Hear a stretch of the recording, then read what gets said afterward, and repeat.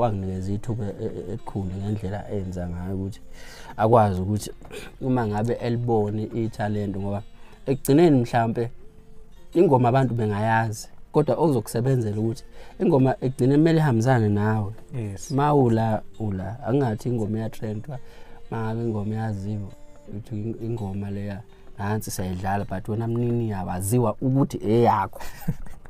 Uyayazi leyo mpilo nje.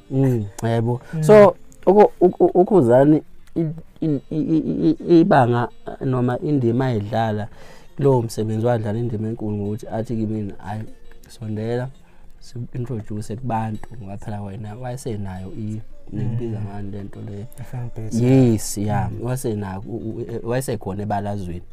Ngikhumbula ngelinye ilanga nje kwakunomcimbi eCarlis Fountain angazi kwakwenziwani eCarlis Fountain ngazi wawumcimbi wani ngona MTN izinto ezikanjalo ngangisesekhaya lapho kwaceza bangifonela bathi angize lapho ukhuzani uzointroduce lapho ngangiqala khona nami ukubona abaculi eduzane ngoba la lokunganene ngangakwazi ukubabona ngangavunyelwe phela kuya ngalo angaziwa awumlandeli ngokuthi ngangithi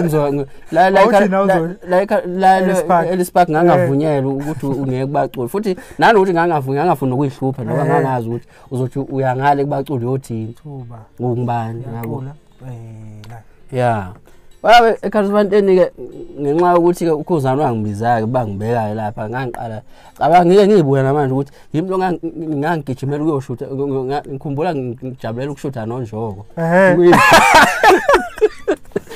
ayobosha oyinodeli yakhe namanje uNjoko wangikhumbula uyakhumbula ujabulela ukushutha ungasaphusha uphusha abantu ufuna ukuyoshutha uzoshutha nami awuNjoko